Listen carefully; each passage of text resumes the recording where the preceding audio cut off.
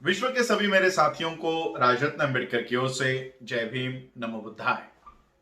महार वो कौन थे और वो अछूत कैसे बने, इस सीरीज के तीसरे भाग में आप सभी लोगों का स्वागत है। तो चलिए ज्यादा समय नहीं लगाते हुए हम आज के इस सीरीज की, आज के इस भाग की शुरुआत करते हैं। डॉक्टर बाबा साहब अम्बेडकर जी आगे लिखते हैं, इस विचार के समर्थन में, इस दृष्टिकोण के समर्थन में, कौन सा दृष्टिकोण कि महार आदिम नहीं है, महार प्राचीन नहीं है, इस दृष्टिकोण के समर्थन में मैं अपना दूसरा विचार प्रस्तुत करना चाहता हूं।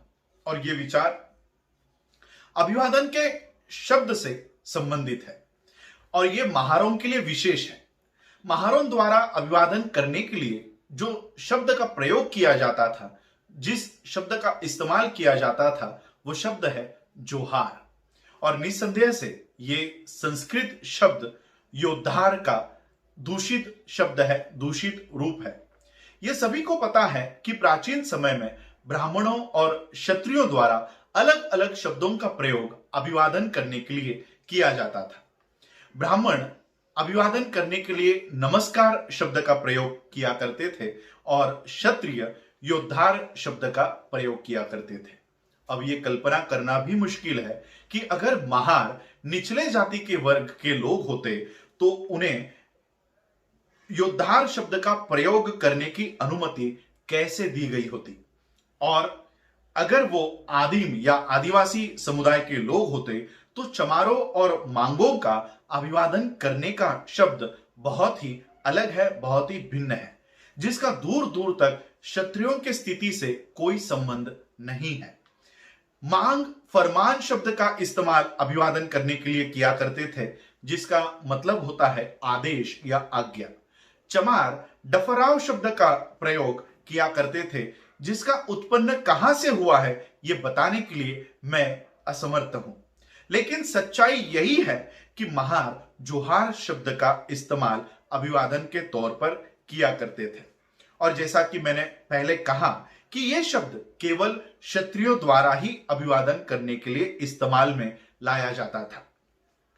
इसमें कोई शक नहीं है, इसमें कोई संदेह नहीं है कि मराठा भी इसी शब्द का प्रयोग, जोहार शब्द का प्रयोग अभिवादन करने के लिए इस्तेमाल में किया करते थे। शिवाजी महाराज के शासन काल में यह प्रचलित था और यहां तक कि शिवाजी महाराज ने एक और एक मात्र खत जो उन्होंने अपने हाथों से, अपने हस्ताक्षर से मालोजी घोरपड़े को लिखा हुआ है, उसमें उन्होंने जोहार शब्द का प्रयोग अभिवादन करने के लिए किया हुआ है। यह सभी को पता है कि छत्रपति शिवाजी महाराज जी के बाद से मराठाओं ने जोहार शब्द के बजाय राम राम शब्द का प्रयोग अभिवादन करने के लिए इस्तेमाल करना शुरू किया। लेकिन अजब की बात यह है कि महारों ने इस आदेश का पालन नहीं किया। महारों ने जोहार शब्द का इस्तेमाल तब भी क्यों जारी रखा जब मराठाओं ने इसे त्याग दिया था, और राज्य ने उन्हें जोहार शब्द का इस्तेमाल क्यों करने दिया जब राज्य ने सभी पर राम राम शब्द का इस्तेमाल करना बाध्य कर दिया था। यह ऐसा सवाल है जिस पर व्याख्या की जानी आवश्यक है। लेकिन यह तथ्य तब भी बना रहता है कि जोहार शब्द क्षत्रियों के स्थिति का सूचक है, क्षत्रिय की स्थिति दर्शाता है।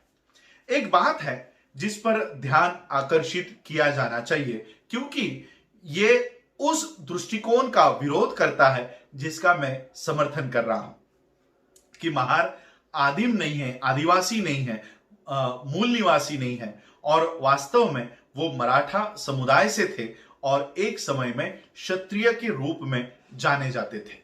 वो ये बात है कि महारों में मृत शरीर को दफनाने का रिवाज हुआ करता था और वहीं पर मराठा और क्षत्रियों में मृत शरीर को जलाने की प्रथा प्रचलित थी।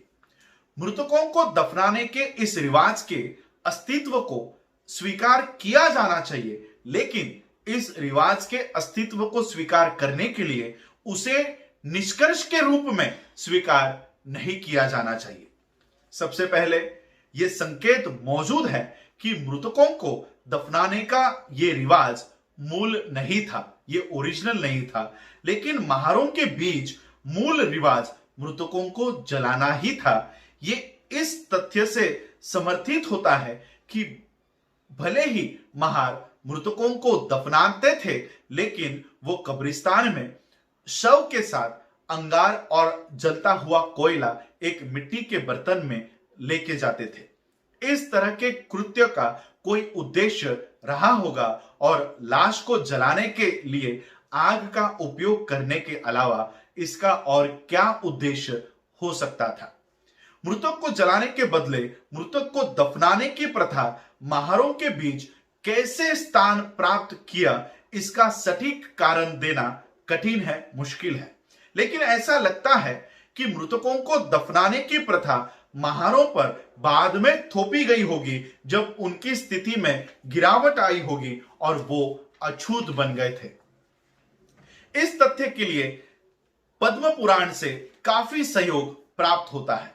पद्म पुराण में इस बात का उल्लेख है कि कुछ समुदायों को मृतकों को जलाने पर निर्बंध था, क्योंकि वो विशेष अधिकार सिर्फ 3 वर्गों के लिए ही सुरक्षित था।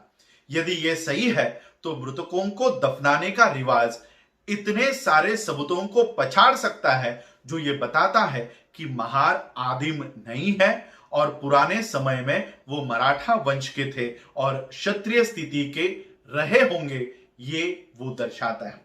डॉक्टर बाबा साहब अंबेडकर जी इस प्रबंध के शुरुआत में जो 3 सवाल प्रस्तुत करते हैं, वो 3 सवाल का पहला सवाल है कि who are the Mahars, Mahar कौन थे।